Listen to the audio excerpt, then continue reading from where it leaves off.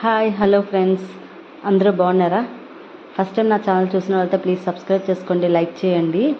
ఇప్పుడు ఈరోజు నేను ఏం చేద్దాం అనుకుంటున్నానంటే వెజ్ పలావ్ చేద్దాం అనుకుంటున్నాను. ఆ వెజ్ పలావ్ కోసం ఏమేమి కావాలంటే ఐటమ్స్, ఈ వెజ్ పలావ్ కూడా చాలా హెల్దీ అనమాట. అన్ని ప్రోటీన్స్ కూడా మంచిగా కలుస్తాయి.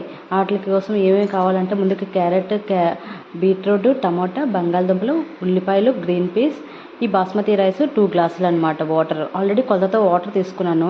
ఒక గ్లాస్కి గ్లాసున్నర వాటర్, అలాగా 2 గ్లాసులు బియ్యం కనుక 3 గ్లాసులు వాటర్ అనమాట. అవన్నీ వాష్ చేసుకొని ముందుగా రెడీ పెట్టుకున్నాను. ఇందులో పలావ్కి బిర్యానీ సామాన్లు ఉంటాయి కదా, ఆ సామాన్లన్నీ కూడా ఓల్డ్ గరం మసాలా సామాన్లన్నీ కూడా ముందు ఆయిల్ వేసుకొని చిన్న నెయ్యి కూడా వేసుకొని అందులో వేసుకోవాలన్నమాట.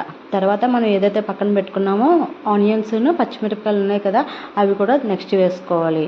అవి బాగా వేగుతున్నాయి కదా, ఆ వేగకేమో ఏం చేయాలంటే ఈ పక్కన ఆల్రెడీ గ్రీన్ పీస్ ఉన్నాయి కదా, అవి బాగా వాష్ చేసుకొని ఒక పావుగంట ముందరగా మనం నానబెట్టుకోవాలి. పక్కన నానబెట్టుకుంటే ఏమవుతుందంటే కొంచెం త్వరగా అందులోనే కుక్ అవుతుంది అనమాట, లేదంటే కొంచెం గట్టిగా ఉంటుంది. ఇందులోని క్యారెట్, బీట్రూట్ ఇవన్నీ ఆల్రెడీ మిశ్రమాలు ఉన్నాయి కదా, అవి ఏంటంటే మా పాప ఎవరైనా సరే మామూలుగా పచ్చిగా అంటే తినడం కొంచెం కష్టమే కదా, ఇష్టపడరు. అలాగే ఈ వెజ్ పలావ్లో అన్నీ కూడా ప్రోటీన్స్ సంబంధించినవి అన్నీ కూడా వేసి ఇలాగ చక్కగా చేస్తే చక్కగా వాళ్ళకి కూడా బాగుంటుంది, తింటారు కూడా, ఇష్టంగా తింటారు. మా పాప అయితే ఇలా బిర్యానీ చేస్తాను కదా వెజ్ పలావ్, దానిలో ఈ ముక్కలు మాత్రం వేడుకొని చక్కగా తింటుంది అనమాట, అంత ఇష్టం.